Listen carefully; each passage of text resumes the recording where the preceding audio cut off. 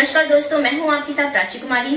देश दुनिया की तमाम खबरें जानने के लिए मेरे साथ बने रहिए आरपी समाचार पर, जहां लिखेंगे खबर सच। नमस्कार, आप देख रहे हैं आरपीएस समाचार।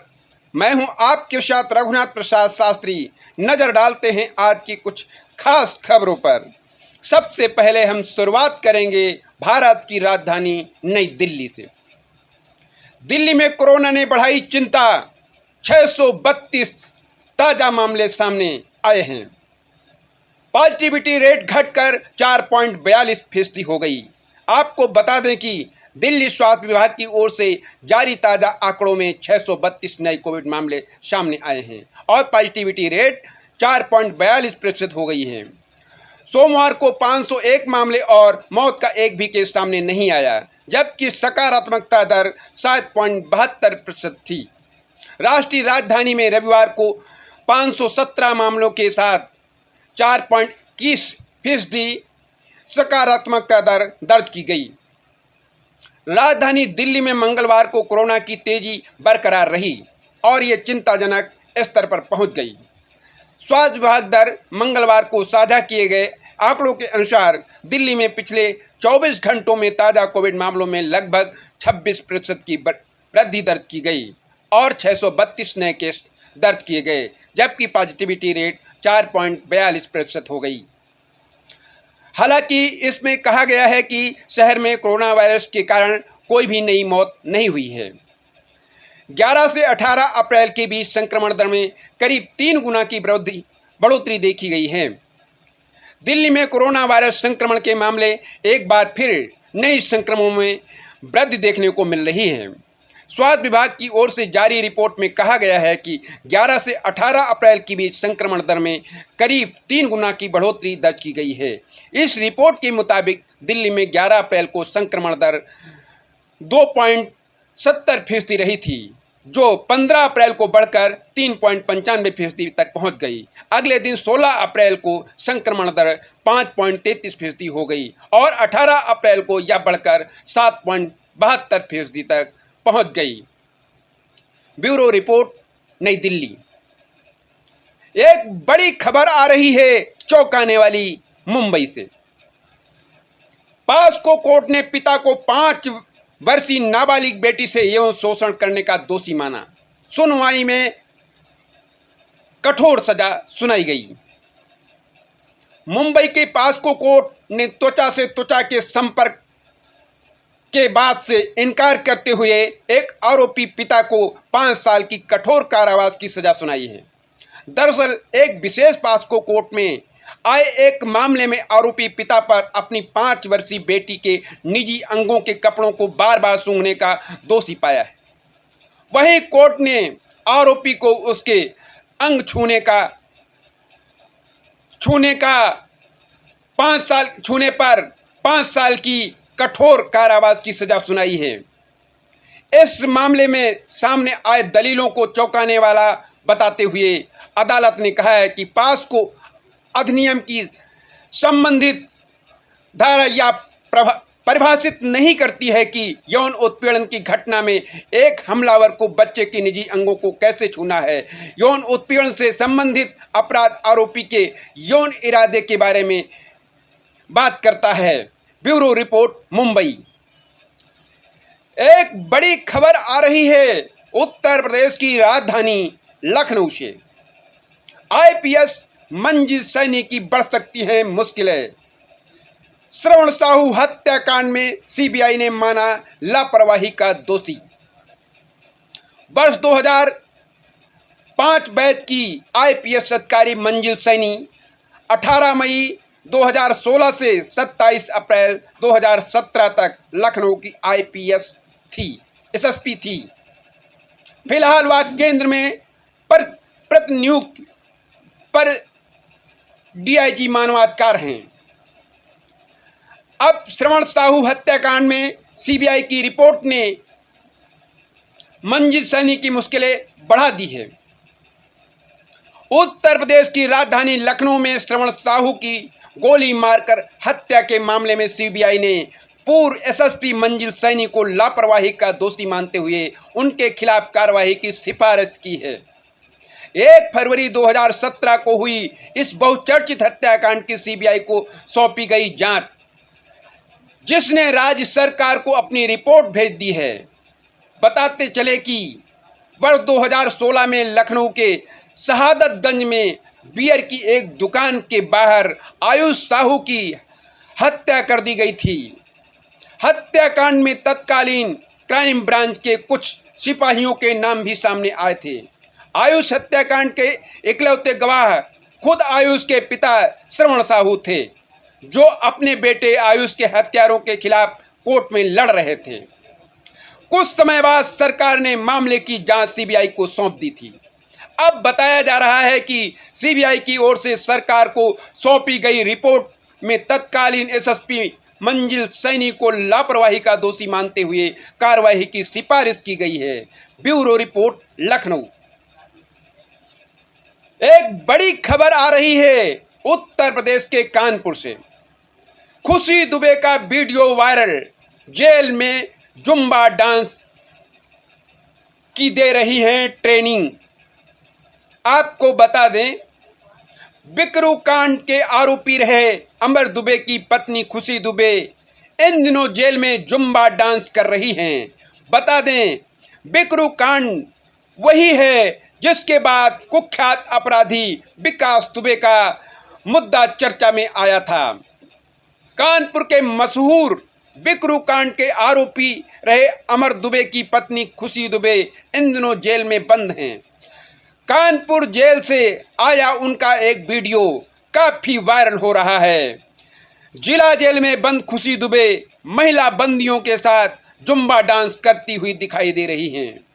हत्या के आरोपियों की मददगार रही खुशी दुबे। Bureau report, Kanpur. एक खबर आ रही है उन्नाव से, जिसमें बताया जा रहा है ग्राहकों का सम्मान कर रहे हैं सरकारी अफसर। ग्राहकों का सम्मान कर बताया सरकारी योजनाओं का लाभ। उच्च अधिकारियों के निर्देश पर भारतीय स्टेट बैंक ऑफ इंडिया ने अपने ग्राहकों से उनके घर पर जाकर मुलाकात की।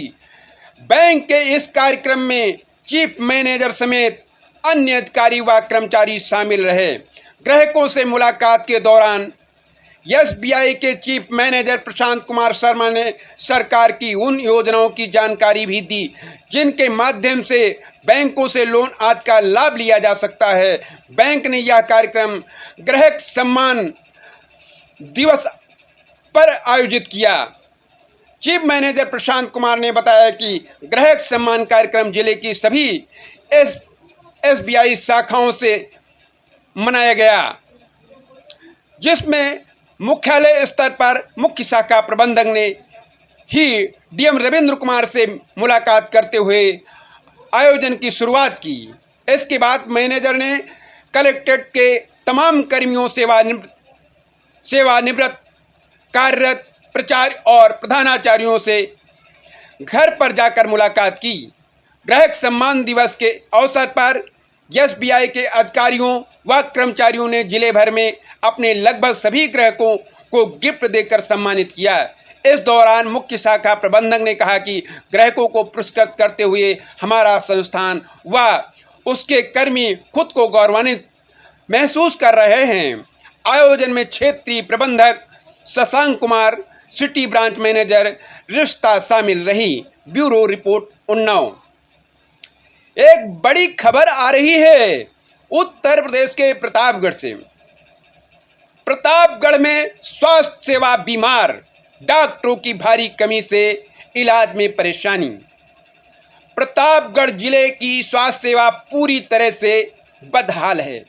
डॉक्टरों और पैरामेडिकल स्टाफ की कमी से जूझ रहा है। प्रतापगढ़ जिले में दम तोड़ती चिकित्सा व्यवस्था के बीच मरीजों का इलाज कैसे हो रहा है? वैसे तो जिले में R1 अस्पताल, टीबी अस्पताल मिलाकर 102 चिकित्सालय, इसमें 29 CHC भी शामिल हैं। किस विभाग में कितने रिक्त हैं? CHC के मामले में उत्तर प्रदेश में प्रतापगढ़ अव्वल है। इतनी CHC शायद किसी जिले में हो। लेकिन जिले में डॉक्टरों, विशेषज्ञों, डॉक्टरों और पैरामेडिकल स्टाफ का पूरी तरह से अभाव है। वहीं एक स्पेशलिस्ट डॉक्टर नहीं है। कुल 102 अस्पतालों में 173 डॉक्टर तैनात हैं, जबकि 88 डॉक्टरों की कमी है। फार्मासिस्ट 108 तैनात हैं तो 11 पद रिक्त चल रहे हैं। चीफ फार्मासिस्ट की आधी संख्या 6 कार्यरत हैं तो 6 पद रिक्त हैं। एलटी 32 कार्यरत हैं तो 13 पद रिक्त चल रहे हैं।